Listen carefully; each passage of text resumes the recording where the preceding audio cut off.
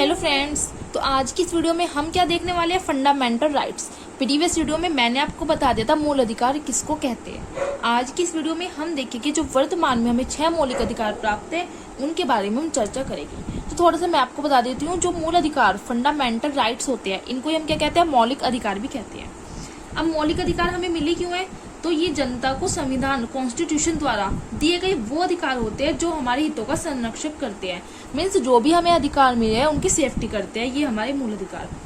अब भारतीय संविधान जो हमारा कॉन्स्टिट्यूशन है, इंडियन कॉन्स्टिट्यूशन में इसका वर्णन कहाँ पे है, भाग 3 में है, चैप्टर 3 में है। और कौन से अनुच्छेद में है, कौन से आर्टिकल में इसका वर्णन किया गया है, आपसे पूछ सकता है। तो आर्टिकल 12 से लेके 35 तक इसका वर्णन किया गया है। तो हमारे मूल अधिकार जो है भारतीय संविधान में, इनका वर्णन जो है भाग 3 में और अनुच्छेद 12 से लेके 35 तक किया गया है। प्रीवियस वीडियो में मैं आपको बता चुकी हूँ कि जो हमारा मूल अधिकार है वो हमारे जो अमेरिका, यूएसए, वहाँ के संविधान से ही लिए गए हैं। भाग 3 को हम मूल अधिकार कहते हैं या मैग्ना कार्टा भी कहते हैं। मैग्ना कार्टा क्या है, प्रीवियस वीडियो में ऑलरेडी बता चुकी हूँ, ठीक है ना। तो वर्तमान में हमें 6 मौलिक अधिकार प्राप्त है। कितने? 6 मौलिक अधिकार हमें वर्तमान में प्राप्त है। और ये हमें 6 मौलिक अधिकार कौन कौन से मिले हैं मैं आपको वो भी बता चुकी हूँ। फर्स्ट आता है हमारा समता समानता का अधिकार जो हमें अनुच्छेद 14 से 18 में मिला है। दूसरा आता है हमारा स्वतंत्रता का अधिकार जो 19 से 22 अनुच्छेद में है। तीसरा आता है शोषण के विरुद्ध अधिकार जो हमारा 23 से 24 में है। फिर आता है हमारा धार्मिक स्वतंत्रता का अधिकार जो 25 से 28 में है। और सांस्कृतिक और शिक्षा का अधिकार 29 से 30 अनुच्छेद में है। लास्ट आता है हमारा संवैधानिक उपचारों का अधिकार जो अनुच्छेद 32 में है। तो इनके बारे में आज हम चर्चा करेंगे। तो चलिए, जो हमारा पहला अधिकार है उसके बारे में देख लेते हैं। वो क्या है हमारा, समता या समानता का अधिकार, जो कौन से अनुच्छेद में है, जो अनुच्छेद 14 से लेके 18 तक है। पहला हमारा अधिकार क्या है, समता या समानता का अधिकार जो अनुच्छेद 14 से 18 में जिसका वर्णन है। अब समता और समानता का अधिकार होता क्या है, तो देखिए जो ये अधिकार है, ये अधिकार भारतीय जनता को सभी क्षेत्र में समान बनाने का प्रयास करता है।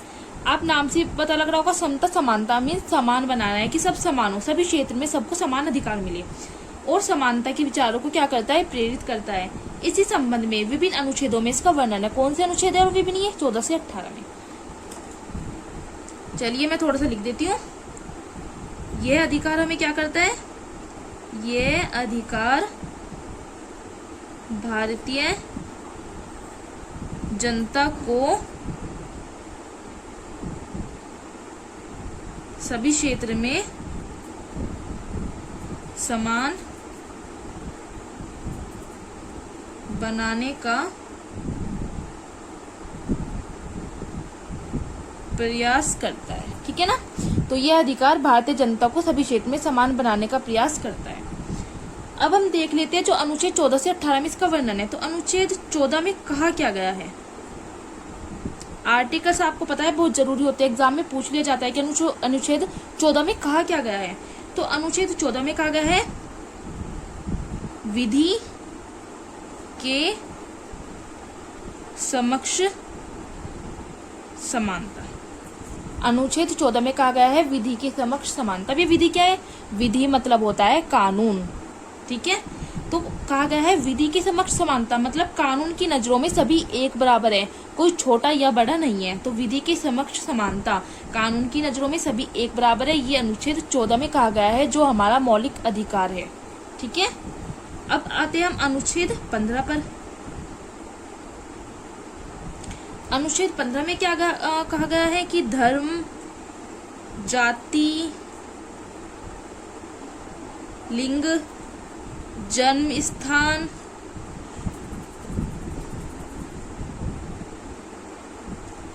आदि विभेद पर रोक। अनुच्छेद 15 में कहा गया है कि धर्म, जाति, लिंग, जन्म स्थान आदि विभेद पर रोक।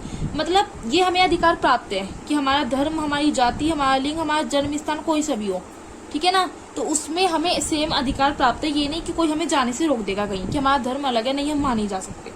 तो इन सब पर रोक किसने लगाई है? अनुच्छेद 15 के तहत ये हमें अधिकार मिला है कि किसी की धर्म जाति के, जैसे होता है ना कि अगर कह देते हैं कि नहीं उसकी जाति अलग है तो उसको स्कूल में एडमिशन नहीं मिलेगा, नहीं, तो ऐसा कुछ नहीं है। ये हमें अधिकार प्राप्त है कि इन सब पर रोक है। धर्म जाति लिंग जन्म स्थान से कोई भी इफेक्ट नहीं पड़ेगा। अब अनुच्छेद आ जाता है आपका 16। अनुच्छेद 16 में क्या कहा गया है? अनुच्छेद 16 कहता है आपको लोक नियोजन में अवसर की समानता। लोक नियोजन में अवसर की समानता। अब ये लोक नियोजन क्या होता है? मतलब सरकारी नौकरी में सबको समानता मिलेगी। अनुच्छेद 16 आपको कहता है सरकारी नौकरी में समानता मिलेगी। ये मतलब नहीं है कि अगर वो अनुसूचित जाति या अनुसूचित जाति किसी से भी है, जनजाति से किसी से भी है, तो उसको ये है कि उसको नई नौकरी नहीं मिलेगी। तो लोक नियोजन में अवसर की समानता सबको मिलेगी, चाहे वो SC से, ST से, OBC से, जनरल से है, तो उसमें कोई भी भेदभाव नहीं किया जाएगा। अनुच्छेद 17 आ जाता है अब आपका। अनुच्छेद 17 क्या कहता है? ये कहता है आपको अस्पृश्यता का अंत, मतलब छुआछूत का अंत। ये मतलब आपका छुआछूत का अंत हो गया। जैसे पुराने टाइम में लोग करते थे ना कि जो मतलब छोटे लोग होते थे उनके हाथों से नहीं खाना खाते थे, तो इसमें अनुच्छेद 17 के तहत ये समाप्त कर दिया गया है। अब आ जाता है आपका अनुच्छेद कौन सा? 18। अनुच्छेद 18 में क्या कहा गया है? अनुच्छेद 18 कहता है आपका उपाधियों का अंत। तो इस तरह से आपके ये 14 से 18 कंप्लीट हो जाते हैं। फर्स्ट जो आपको आपके 6 मौलिक अधिकार में से आपका पहला अधिकार आता है समता या समानता का अधिकार। ये हमें कहता है यह अधिकार भारतीय जनता को सभी क्षेत्र में समान बनाने का प्रयास करता है। इसमें अनुच्छेद 14 से 18 में बात की गई है।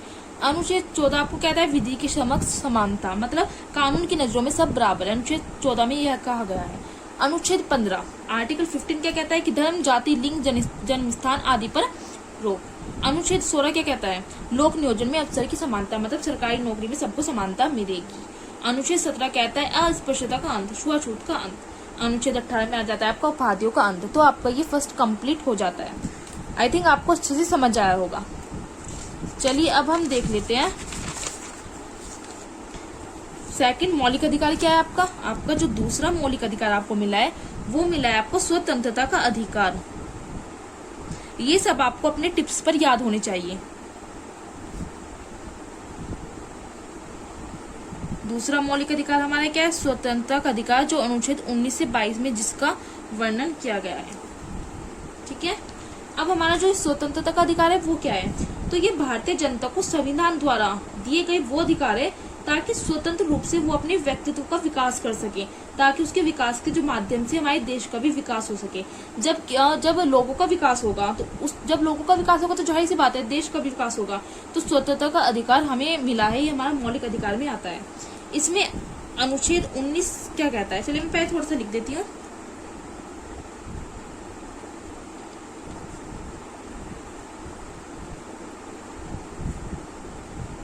यह भारतीय जनता को संविधान द्वारा दिया गया है।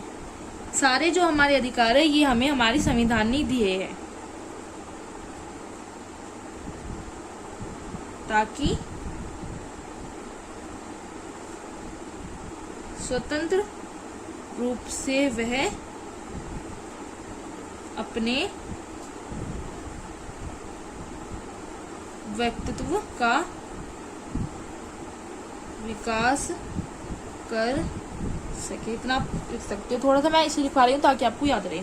अब इसमें अनुच्छेद 19 से 22 तक है, तो हम देख लेते हैं अनुच्छेद 19 हमें क्या कहता है। आर्टिकल 19 क्या कहता है? अनुच्छेद 19 हमें कहता है अभिव्यक्ति की स्वतंत्रता।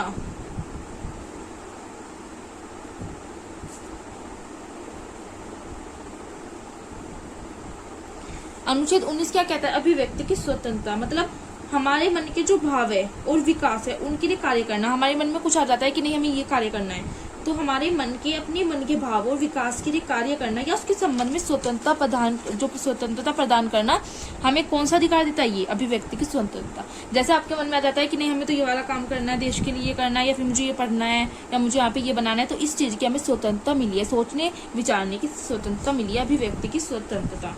अब जो ये अनुच्छेद 19 है, इसके अंदर ना कई प्रावधान जोड़ दिए गए हैं, कई सारे। कौन कौन से जोड़ दिए गए वो हम देखते हैं। जैसे इसमें जोड़ दिया गया है कि हमें जब ये अभिव्यक्ति मैंने कहा है सोचने समझने की, ठीक है ना, तो इसमें बोलने की स्वतंत्रता भी जोड़ दी गई है कि हमें बोलने की स्वतंत्रता है, हम कुछ भी कहीं पे बोल सकते हैं, ठीक है ना। ऐसा नहीं है कि हमें मना करेगा कोई, हम अपने विचार रख सकते हैं। दूसरा इसमें दिया गया है कि शांतिपूर्ण रूप में एकत्रित होना, मतलब इकट्ठा होना। आप ग्रुप में भी इकट्ठे हो सकते हैं लेकिन शांतिपूर्वक, कोई दंगे फसाद के चक्कर में नहीं। तीसरा कहा गया है इसमें सभा समूह बनाने की स्वतंत्रता दी गई है, ठीक है ना। फोर्थ इसमें भारत में आवागमन, भारत में कहीं भी आ जा सकते हैं, ये हमें स्वतंत्रता मिली है।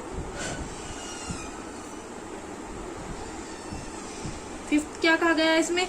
भारत में निवास, हम भारत में कहीं भी निवास कर सकते हैं, कहीं पर भी हम रह सकते हैं, ये हमें स्वतंत्रता हमें मिली है अनुच्छेद 19 के तहत। एक हमें मिली है भारत में आजीविका, मतलब रोजगार, कि हम भारत में कोई सा भी रोजगार कर सकते हैं, उसके लिए हमें स्वतंत्रता मिली है, मतलब रोजगार, ठीक है ना। अनुच्छेद 19 कहता है अभिव्यक्ति की स्वतंत्रता, जिसमें बोलने की स्वतंत्रता मिली है, हमें शांतिपूर्ण रूप में इकट्ठा होने की स्वतंत्रता मिली है, सभा समूह बनाने की स्वतंत्रता मिली है, भारत में आने जाने की स्वतंत्रता मिली है, भारत में निवास की मिली है, भारत में आजीविका कोई भी हम रोजगार कर सकते हैं, उसकी हमें स्वतंत्रता मिली है। तो अनुच्छेद 22 तक था ना, तो अब हम देखते हैं अनुच्छेद 19, सॉरी अनुच्छेद 20 देखते हैं अब, ठीक है ना। अनुच्छेद 20 हमें क्या कहता है? अनुच्छेद 20 कहता है अपराध जो कोई भी व्यक्ति अगर अपराध कर देता है, ऑफेंस कर देता है, तो अपराध के दोष सिद्धि संबंधी संरक्षण भी कुछ मिला है। ये क्या कहता है कि अपराध के दोष सिद्धि संबंध संरक्षण, मैं आपको समझाती हूँ उसका मतलब क्या है। देखिए, यदि कोई अपराधी है तो उस अपराधी को भी 3 प्रकार से अपने दोष से बचने के लिए संरक्षण, प्रोटेक्ट उसे किया गया है। मान लीजिए आपने कोई ऑफेंस कर दिया, ठीक है, कोई अपराध कर दिया, तो जो आप अपराधी हो गए, तो आपके जो आप अपराधी है, आपको भी 3 प्रकार से अपने दोष से बचने के लिए संरक्षण दिए गए हैं। कौन से है वे 3? फर्स्ट आ जाता है आपका, उसे उसी समय के कानून से सजा दी जाएगी, ठीक है ना। जो कानून इस समय चल रहा है ना, उसी कानून के हिसाब से सजा दी जाएगी। ये नहीं कि कानून आपको उससे लंबी सजा दे दे, जो कानून चल रहा है उसी के हिसाब से सजा दोगे, जो सा कानून लगता है वही सजा दोगे। दूसरा आ जाता है आपका कि उसे खुद के विरुद्ध गवाही देने के लिए बाध्य नहीं किया जाएगा। अगर आप अपराधी हो तो आपको बाध्य नहीं किया जाएगा, आपको जबरदस्ती नहीं की जाएगी कि नहीं आप ही गवाही दो, आप कहो कि हाँ मैंने जुर्म किया है, नहीं, ऐसा कुछ नहीं है। आपको स्वतंत्रता है कि आप सच बात कहें, अपने विचार रख सके। तीसरी बात कही गई है, एक अपराध के लिए सिर्फ एक ही बार सजा होगी, मतलब अगर आपने किसी का मर्डर कर दिया ना, तो सिर्फ सजा आपको एक मिलेगी, ये नहीं कि 2 बार मिलेगी, एक बार के लिए सिर्फ एक ही सजा होगी। तो ये इसमें ये कहा गया है अपराध के दोष सिद्धि संबंधी कुछ संरक्षण है, जो अपराधी है उसको भी अपने अपराध को भी 3 प्रकार से अपने दोष से बचने के लिए संरक्षण दिए गए हैं, ठीक है ना। तो अनुच्छेद 20 हमें ये कहता है। अब आ जाता है आपका अनुच्छेद 21, काफी इंपोर्टेंट है अनुच्छेद आपका 21, आर्टिकल 21। आर्टिकल 21 में क्या आता है आपका? प्राण व दैहिक स्वतंत्रता, प्राण व दैहिक स्वतंत्रता, इसको हम अनुच्छेद 21 को क्या कहते हैं? इसे हम जीवन का अधिकार भी कहते हैं, इसे हम जीवन का अधिकार भी कहते हैं। अनुच्छेद 21 काफी इंपोर्टेंट है आपका। ये क्या कहता है? प्राण व दैहिक स्वतंत्रता, इसे हम जीवन का अधिकार भी कहते हैं, ठीक है ना। अब मैं आप में इसमें एक इम्पोर्टेंट बात क्या है मैं आपको ये बता देती हूँ। अनुच्छेद 21A, इसमें क्या है? एक आर्टिकल और जोड़ा गया है, संशोधन किया गया था इसमें। अब अनुच्छेद 21 है आपका आर्टिकल 21, ठीक है, इसमें संशोधन हुआ था तो 21A आया था। यह शुरू में भारतीय संविधान में नहीं था। 21A जो है शुरू में स्टार्टिंग में हमारे इंडियन कॉन्स्टिट्यूशन में नहीं था, इसे जोड़ा गया था संविधान में संशोधन करके। कौन सा संविधान संशोधन हुआ था? 86वां संविधान संशोधन। कौन सा? 86वां संविधान संशोधन। कब हुआ था ये संशोधन हुआ था 2002 में। हमारे अनुच्छेद 21 में संशोधन हुआ था 86वां संविधान संशोधन 2002 में, और उसके तहत 21A आपका आया था। एक मिनट, ये उड़ रहा है, चेक देती हूँ, ठीक है ना। तो उसके तहत फिर आपका 21A बना था। ये क्यों बना था? इसमें ये कहा गया था, इंपॉर्टेंट बात है, आराम से सुनिए। इसमें ये कहा गया था कि 6 से 14 वर्ष के बच्चों को, 6 साल से 14 साल तक के बच्चों को अनिवार्य निःशुल्क शिक्षा का अधिकार दिया जाएगा। मतलब जो 6 से लेकर 14 साल के बच्चे हैं उनको अनिवार्य शुल्क दिया जाएगा, निःशुल्क शिक्षा का अधिकार दिया जाएगा। तो इस आर्टिकल में शिक्षा का अधिकार आता है कि 6 से 14 वर्ष के बच्चों को, अगर आपसे पूछा जाए कि 6 से 14 वर्ष के बच्चों को अनिवार्य और निःशुल्क शिक्षा का अधिकार कौन से अनुच्छेद में है, आप कहोगे अनुच्छेद 21A में। और यह जो संविधान में संशोधन करके 86वां संविधान संशोधन होता 2002 में, तब हमारा अनुच्छेद 21 से अनुच्छेद 21A आया था, ठीक है। इस अनुच्छेद 21 में एक केस आया था, उस केस का नाम है परमानंद कटरा बनाम भारत संघ, या राइट। अनुच्छेद 21 के तहत क्या आया था, एक केस आया था, उस केस का नाम था परमानंद कटरा बनाम भारत संघ। तो आपको वो भी याद रखना है, यूपीएसआई में आपके क्वेश्चन आ सकता है कि परमानंद कटरा बनाम भारत संघ केस जो है कौन से अनुच्छेद से रिलेटेड है, तो वो अनुच्छेद 21 से रिलेटेड है। तो इस वजह से काफी इंपोर्टेंट है। तो हमारा 19 हो गया, 20 हो गया, 21 हो गया। हम देखते हैं अनुच्छेद 22, ठीक है ना। आई थिंक आपको इतना समझ आ गया होगा, मैं फिर से एक बार रिपीट कर देती हूँ, ठीक है ना। देखिए, जो आपका दूसरा मौलिक अधिकार है वो है आपका स्वतंत्रता का अधिकार। स्वतंत्रता का अधिकार में अनुच्छेद 19 से 22 तक बताया गया है कि भारतीय जनता को संविधान द्वारा दिया गया है ताकि स्वतंत्र रूप से वो अपने अभिव्यक्ति का विकास कर सके, अपने विचार रख सके। अनुच्छेद 19 में क्या कहा गया है? अभिव्यक्ति की स्वतंत्रता। अभिव्यक्ति की स्वतंत्रता मतलब क्या? आपको उसमें बोलने की स्वतंत्रता है, शांतिपूर्ण रूप से इकट्ठा होने की स्वतंत्रता है, सभा समूह ग्रुप बनाने की स्वतंत्रता है, भारत में कहीं भी आने जाने की आपको स्वतंत्रता है, भारत में निवास करने की स्वतंत्रता है, भारत में आजीविका रोजगार, आप कोई भी रोजगार कर सकते हो, उसकी आपको स्वतंत्रता मिली अनुच्छेद 19 के तहत। अनुच्छेद 20 में क्या कहा गया है कि अपराध के दोष सिद्धि संबंधी संरक्षण, मतलब कोई अपराधी है तो उस अपराध को भी अपने 3 प्रकार से अपने दोष से बचने के लिए संरक्षण दिया जाता है। अनुच्छेद 21 कहता है आपको प्राण में दैहिक स्वतंत्रता, इसे ही हम जीवन का अधिकार भी कहते हैं। इसमें क्या हुआ? 21 में मतलब कहते हैं संविधान संशोधन किया गया, और 86वां संविधान संशोधन 2002 में, और 21A के तहत जोड़ा गया। इसमें कहा गया है 6 से 14 वर्ष के जो भी बच्चे हैं उसको अनिवार्य और निःशुल्क शिक्षा प्रदान की जाएगी, ठीक है ना। अब हम आ जाते हैं अनुच्छेद किस पर? 22।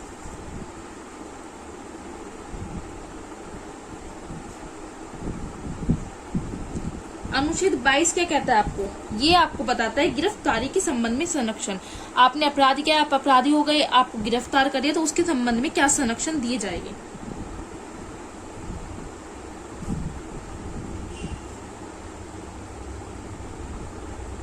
गिरफ्तारी के संबंध में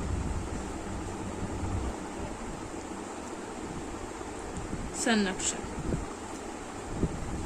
अब देखिए, गिरफ्तारी के संबंध में संरक्षण मतलब अगर आप गिरफ्तार हो गए तो फर्स्ट है आपका कि आपको कारण पूछने का अधिकार होगा कि आपने मुझे गिरफ्तार क्यों किया है, मैंने कौन सा जुर्म किया है, तो आपको ये अधिकार होगा, ठीक है।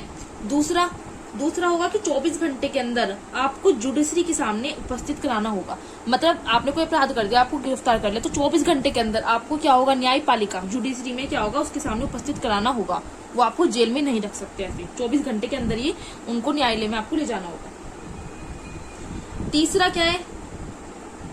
तीसरा आपको ये संरक्षण मिला है कि अगर आपने कोई सच में ही मतलब कह दूं मैं, अगर आपने कोई अपराध किया है, नहीं भी किया है, या फिर आपको गिरफ्तार कर लिया है, तो आपको कानूनी सलाह लेने के लिए छोड़ दिया जाएगा कि आप अपने मन पसंद का वकील ले सकते हो।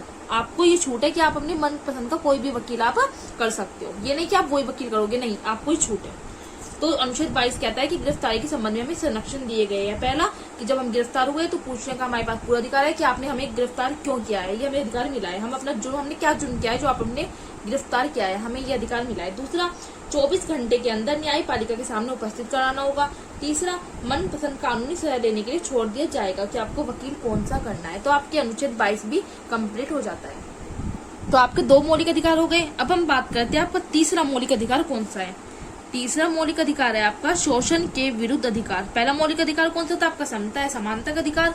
दूसरा आपका कौन सा था? स्वतंत्रता का अधिकार। तीसरा है आपका शोषण के विरुद्ध अधिकार। ये कौन से अनुच्छेद में आता है? ये अनुच्छेद 23 से लेके 24 तक, 2 अनुच्छेद में इसका वर्णन है। सिंपल सा है, ठीक है ना। अब देखिए अनुच्छेद 23 हमें क्या कहता है, अनुच्छेद 23 और 24 क्या कहता है, हम ये देखेंगे, ठीक है ना।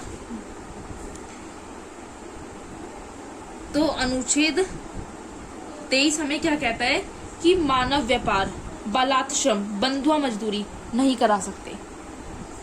क्या कहा है मैंने? मानव व्यापार, बलात् श्रम, श्रम मतलब परिश्रम करवाना, या फिर बंधुआ मजदूरी करवाते थे ना पहले के टाइम में। बंधुआ मजदूरी कि बांध देते थे कि नहीं अब जीवन भर तुम हमारे यहाँ ही मजदूरी करोगे, तो हम कुछ नहीं करा सकते, नहीं करा सकते। तो अनुच्छेद 23 हमें कहता है कि मानव व्यापार, बलात् श्रम, बंधुआ मजदूरी अब नहीं करा सकते, ये हमें अधिकार है। अनुच्छेद 24 क्या कहता है? अनुच्छेद 24 कहता है कि 14 वर्ष से, जो 14 वर्ष है उससे कम उम्र के बच्चों को कोई भी काम करने पर रोक लगाया गया है। कि 14 वर्ष से कम उम्र के बच्चों को कहीं भी काम करने पर रोक लगाया गया है। अब आप ये मत समझ लेना कि नहीं घर में रह के हम पानी का गिलास भी नहीं उठाएंगे, हम जो तो 14 साल से कम है, ऐसा नहीं है। ये कहा गया है अनुच्छेद 24 में कि 14 साल से जो भी कम उम्र के बच्चे हैं उन्हें कहीं भी काम करने के लिए रोक लगाया गया है। मीन्स 14 साल से कम उम्र के बच्चों को हम कहीं काम करने के लिए नहीं भेज सकते कि भाई तुम मजदूरी करो, ठीक है ना, कि तुम ये काम करो। 14 कि तुम दुकान पे लग जाओ, ये जुर्म होता है, ये अपराध है। तो ये हमें अधिकार मिला है कि हम नहीं करा सकते बच्चों से काम, अनुच्छेद 24 के तहत। तो ये शोषण के विरुद्ध अधिकार में आपका अनुच्छेद 23 और 24 आ जाता है। ये हमारा तीसरा मौलिक अधिकार था, ठीक है ना। अब हम बात करते हैं, आपको आई थिंक समझ आ गया होगा ये। अब हम बात करते हैं फोर्थ, आपका चौथा मौलिक अधिकार आपको क्या मिला है? वो आपको मिला है धार्मिक स्वतंत्रता का अधिकार। ये आपका कौन सा अनुच्छेद से? अनुच्छेद 25 से लेकर अनुच्छेद 28 तक इसका वर्णन किया गया है। धार्मिक स्वतंत्रता का अधिकार इंपॉर्टेंट है काफी। धार्मिक स्वतंत्रता आपके धार्मिक कार्य से रिलेटेड है, क्योंकि तो अनुच्छेद 25 में क्या कहा गया है?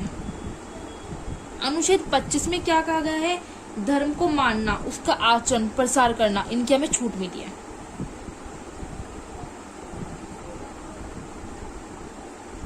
धर्म को मानना, आचरण और उसका प्रसार करना, इन सब की हमें छूट कौन देता है? अनुच्छेद 25, हमारा मौलिक अधिकार 4, जिसमें धार्मिक स्वतंत्रता का अधिकार है, ठीक है। अब मैं इससे एक चीज बता दूं, हमें कहा है धर्म मानना, आचरण, प्रसार की हमें छूट मिली है। अब देखिए इस अनुच्छेद में जो हमारे सिख धर्म होता है, क्या होता है? सिख धर्म। सिख तो आपने देखी होगी ना, जो पगड़ी लगाते हैं।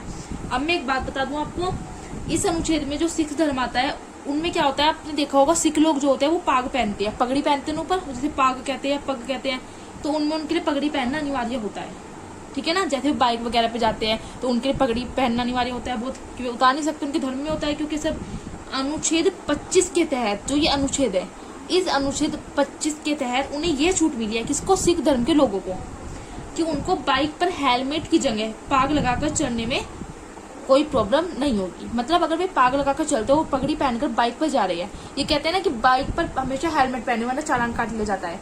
लेकिन सिख धर्म जो है, सिख धर्म के लोग, उनको अनुच्छेद 25 हमारे 4th मौलिक अधिकार के तहत ये छूट मिली है कि अगर वे बाइक पर हेलमेट की जगह अगर अपनी पगड़ी लगाकर चलते हैं तो उनको रोका नहीं जाएगा, क्योंकि वो उनके धर्म में आता है। उन्हें ये धार्मिक, उनका ये अधिकार है, मौलिक अधिकार। मान लीजिए आप सिख है, ठीक है ना, और आप बाइक पे जा रहे हैं, आपने पगड़ी लगा रही है, कि आपको पुलिस वाले रोक लेते हैं। अगर वैसे तो उन्हें पता ही रहता है चलो ये अधिकार है, लेकिन आपको रोक लेते हैं कि नहीं आपने हेलमेट क्यों नहीं पहना है, तो आप उन्हें कहोगे कि नहीं, कि मुझे अपने हमारे जो मौलिक अधिकार है उसमें धार्मिक स्वतंत्रता के अधिकार में अनुच्छेद 25 के तहत यह छूट मिली है, ये मुझे अधिकार मिला है कि मैं हेलमेट की जगह पगड़ी लगा सकता हूँ, क्योंकि मैं सिख धर्म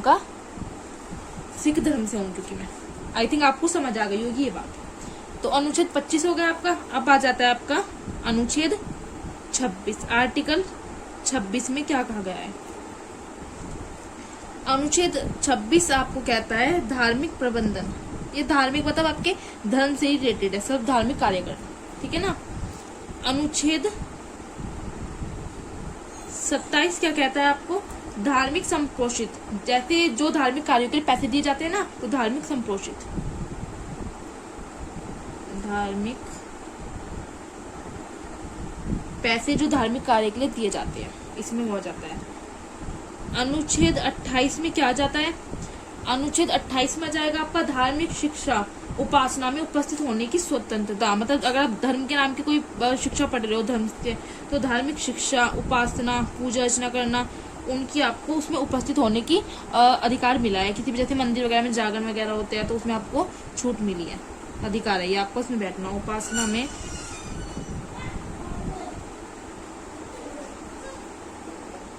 तो आई थिंक आपको जो आपका धार्मिक स्वतंत्रता का अधिकार है, मौलिक अधिकार, ये भी समझ आ गया होगा। अब आपका 5वां मौलिक अधिकार आ जाता है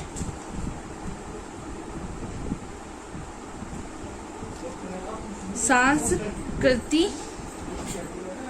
व शिक्षा संबंधी अधिकार।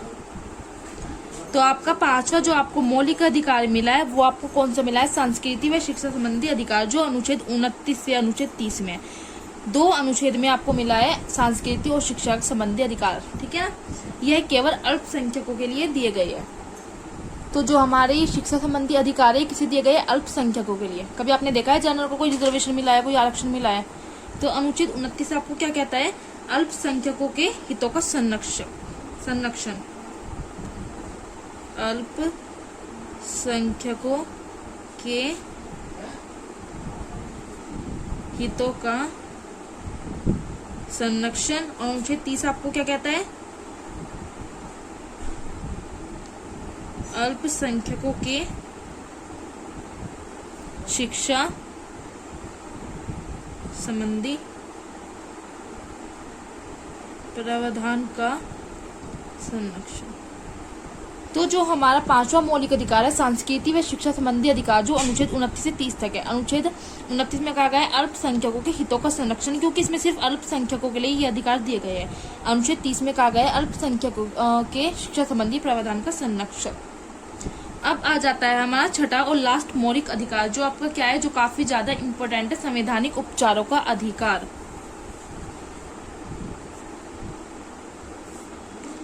संवैधानिक उपचारों का अधिकार। इसी कौन से अनुच्छेद में कही गई है इसकी बात? अनुच्छेद 32। अनुच्छेद 32 में आपको संवैधानिक उपचारों का अधिकार कहा गया है।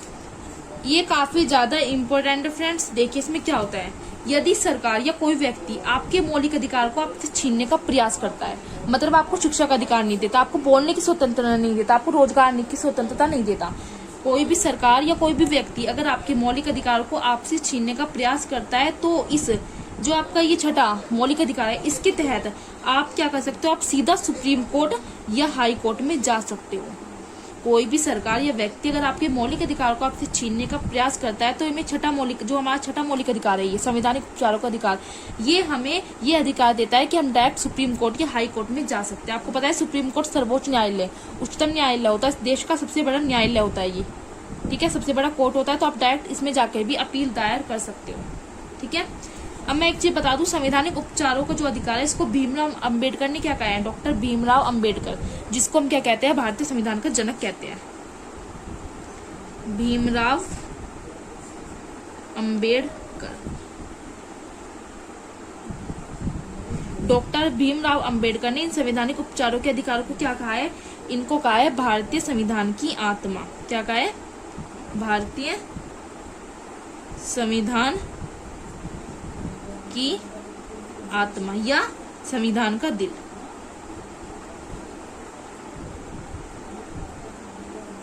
डॉक्टर भीमराव अंबेडकर, जिसको हम क्या कहते हैं? संविधान का जनक कहते हैं, क्योंकि हमारा जो कॉन्स्टिट्यूशन, हमारा संविधान इन्होंने ही लिखा था।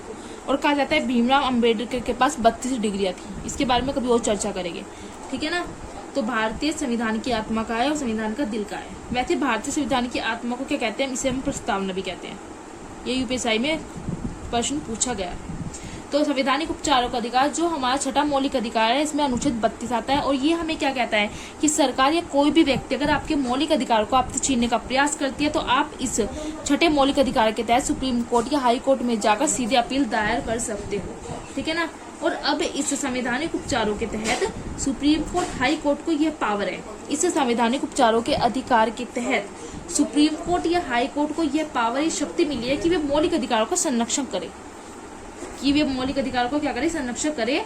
सुप्रीम कोर्ट और हाई कोर्ट इस संबंध में 5 प्रकार के क्या जारी करता है, वो आदेश जारी करता है, 5 प्रकार की रिट जारी करता है।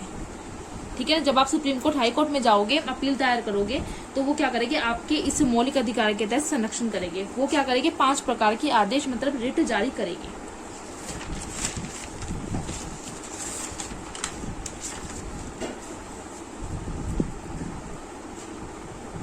तो मैं लिख देती हूँ यहाँ पे, जो अनुच्छेद 32 और अनुच्छेद 1 आता है आपका 226। अनुच्छेद 32 के तहत सुप्रीम कोर्ट जो उच्चतम न्यायालय होता है उसमें जाओगे, अनुच्छेद 226 के तहत आप हाई कोर्ट जा सकते हो। ठीक है। ये दोनों क्या करेंगे, 5 प्रकार की रिट जारी करेंगे, मतलब आदेश आपके जारी करेंगे। कौन कौन से आदेश होते हैं वे? फर्स्ट होता है आपका, जो काफी इंपॉर्टेंट है, बंदी प्रत्यक्षीकरण।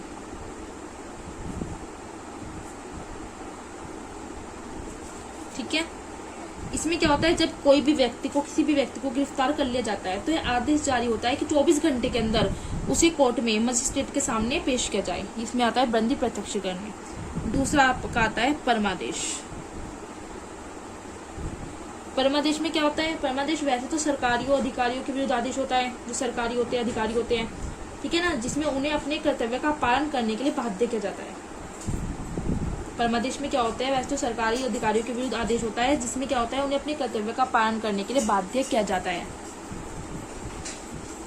देखिए, जो बंदी प्रत्यक्षीकरण है ना, जो ये बंदी प्रत्यक्षीकरण का शाब्दिक अर्थ होता है सशरीर प्रस्तुत करना, मतलब सशरीर प्रस्तुत करना, मतलब उसे कोई हानि नहीं होनी चाहिए। जब भी हम कोर्ट के सामने, जो जज के सामने पेश करते हैं जिसको भी अपराधी को, तो वो सशरीर, मतलब उसमें उसे कोई भी मारपीट उसके साथ नहीं होनी चाहिए। ठीक है। तीसरा आ जाता है आपका प्रतिषेध। इसमें क्या होता है, जो इसमें आप सुप्रीम कोर्ट से हाई कोर्ट से डीसीए जा सकते हो, मतलब ऊपरी न्यायालय, जो आपका सबसे बड़ा, जो आपका कोर्ट कौन सा है न्यायालय, वो आपका सुप्रीम कोर्ट है। उसके बाद आता है आपका हाई कोर्ट के बाद क्या आता है आपके डिस्ट्रिक्ट कोर्ट सारे। तो ऊपरी न्यायालय, निचले न्यायालय को यह आदेश देता है, सुप्रीम कोर्ट, हाई कोर्ट को यह आदेश रिट देता है कि यह कार्य आपके अधिकार क्षेत्र से बाहर है, आप यह कार्य ना करें, तो प्रतिषेध में सब आता है। फोर्थ आपका क्या आता है, उत्प्रेषण। इसमें भी ऊपरी न्यायालय, जो सुप्रीम कोर्ट है, वो हाई कोर्ट को आदेश देता है कि आपके पास जो मुकदमा है, काफी टाइम से जो मुकदमा है, तो वो मेरे पास भेज दे, आपके अधिकार से बाहर है। जब काफी टाइम हो जाता है, हाई कोर्ट के पास कोई केस पड़ा है तो वो नहीं कर पाता, तो वो सुप्रीम कोर्ट उससे कहता है ये आप हमारे पास भेज दे। पांचवा क्या आता है आपका, ये मैंने आपको कल भी बताए थे वैसे, अधिकार पृच्छा लेख। ये आपके 5 रिट हो जाते हैं। अधिकार पृच्छा लेख में क्या आता है, इसमें जो सुप्रीम कोर्ट या हाई कोर्ट कोई पद पर सार्वजनिक अधिकारी बनता है, किसी भी पद पर सुप्रीम कोर्ट या हाई कोर्ट पर सार्वजनिक अधिकारी बनता है और वे असंवैधानिक माध्यम से उस पद को ग्रहण कर लेता है, तो तब यह आदेश जारी किया जाता है कि, और उससे सवाल पूछा जाता है कि आपने किस अधिकार से यह पद को ग्रहण किया है, और देखा जाता है कि वह उस पद के लिए वैलिड है या नहीं है, और यह आदेश, इस आदेश में सुप्रीम कोर्ट, हाई कोर्ट जारी करता है। ठीक है। यह आदेश कौन, सुप्रीम कोर्ट या हाई कोर्ट द्वारा ही जारी होता है। तो ये 5 प्रकार के रिट जारी होते हैं। तो आपके मौलिक अधिकार कंप्लीट हो जाते हैं। आज की वीडियो में हमने देखा, मैं एक बार फिर से रिपीट कर देती हूँ, जो हमारे मूल अधिकार फंडामेंटल राइट्स है, इनको मौलिक अधिकार भी कहते हैं। इनका वर्णन जो है, मौलिक अधिकार होते क्या है, जनता को संविधान द्वारा दिए गए वैसे अधिकार है जो उनके हितों का संरक्षण करते हैं। भारतीय संविधान में इसका वर्णन हमारे भाग 3 पार्ट 3 में चैप्टर 3 में अनुच्छेद आर्टिकल 12 से 35 में इसका वर्णन किया गया है। वर्तमान में हमें 6 मौलिक अधिकार प्राप्त है, पहले हमें 7 मौलिक अधिकार प्राप्त है। लेकिन क्या हुआ था, 44 संविधान संशोधन जो 1978 में हुआ था, उसके तहत एक मौलिक अधिकार जो था संपत्ति का अधिकार, उसको हटा दिया गया था और एक कानूनी अधिकार में बदल दिया गया था। तो वर्तमान में हमें 6 मौलिक अधिकार प्राप्त है। 6 मौलिक अधिकार कौन से आपके? समता समानता का अधिकार, स्वतंत्रता का अधिकार, शोषण के विरुद्ध अधिकार, धार्मिक स्वतंत्रता का अधिकार, सांस्कृतिक शिक्षा का अधिकार, संवैधानिक उपचारों का अधिकार। फर्स्ट आ जाता है आपका समता समानता का अधिकार, जो अनुच्छेद 14 से 18 में है। यह अधिकार क्या है? यह अधिकार भारतीय जनता को सभी क्षेत्र में समान बनाने का प्रयास करता है। इसमें अनुच्छेद 15, 16, 17, 18 जाते हैं आपको, ये मैंने आपको समझा दिया ऑलरेडी। सेकंड आपका स्वतंत्रता का अधिकार है, जो अनुच्छेद 19 से 22 तक है। यह भारतीय जनता को संविधान द्वारा दिए गए ताकि वे स्वतंत्र रूप से अपनी अभिव्यक्ति बोलने का प्रयास कर सके, मतलब उन्हें बोलने की स्वतंत्रता है, हर चीज की स्वतंत्रता है। अनुच्छेद 19 में कहा गया है कि अभिव्यक्ति की स्वतंत्रता है, उन्हें बोलने की स्वतंत्रता है, शांतिपूर्ण रूप से इकट्ठा होने की, सभा समूह बनाने की, भारत में आने जाने की, भारत में निवास, भारत में आजीविका की स्वतंत्रता मिली है। अनुच्छेद 20 में क्या है? अपराध के दोष सिद्धि संबंधी सेक्शन। अनुच्छेद 21 में प्राणोद्योग स्वतंत्रता है, इसे हम जीवन का अधिकार भी कहते हैं। इसमें 86वां संविधान संशोधन हुआ था 2002 में, उसे 21A में बदल दिया गया था, जिसके तहत 6 से 14 जो वर्ष के बच्चे हैं उनको निःशुल्क शिक्षा अनिवार्य होगी, उन्हें दी जाएगी। अनुच्छेद 22 में आ जाता है गिरफ्तारी के संबंध में संरक्षण। फिर आ जाता है आपका तीसरा मौलिक अधिकार शोषण के विरुद्ध अधिकार है, जिसमें अनुच्छेद 23 और 24 आ जाता है। फिर आपका चौथा मौलिक अधिकार आता है धार्मिक स्वतंत्रता का अधिकार, जिसमें 25 से 28 तक का वर्णन किया गया है। फिर मैंने आपको बताया आपका पांचवा मौलिक अधिकार आ जाता है सांस्कृतिक और शिक्षा का अधिकार, जो अनुच्छेद 29 से 30 तक है। ठीक है। फिर आ जाता है आपका छठा मौलिक अधिकार संवैधानिक उपचारों का अधिकार, जिसका वर्णन अनुच्छेद 32 में, काफी इंपॉर्टेंट है। और इसमें जो सुप्रीम कोर्ट, हाई कोर्ट जो है 5 प्रकार की रिट जारी करता है, जो मैंने आपको बता दी है कौन कौन सी रिट जारी करता है। अनुच्छेद 32 के तहत आप सुप्रीम कोर्ट जा सकते हो, अनुच्छेद 226 के तहत हाई कोर्ट जा सकते हो। 5 रिट जारी करता है। 5 रिट कौन सी है? बंदी प्रत्यक्षीकरण, जिसका मतलब होता है सशरीर प्रस्तुत करना, परमादेश, बंदी प्रत्यक्षीकरण, परमादेश, प्रतिषेध, उत्प्रेषण और अधिकार प्रचले के आपके 5 प्रकार के आदेश होते हैं। तो आपके फंडामेंटल राइट्स कंप्लीट हो जाते हैं। नेक्स्ट वीडियो में मैं आपको पढ़ाऊंगी नीति निदेशक तत्व DPSP। ठीक है ना? वीडियो अच्छी लगे तो लाइक करें, शेयर करें, कमेंट करके जरूर बताएं।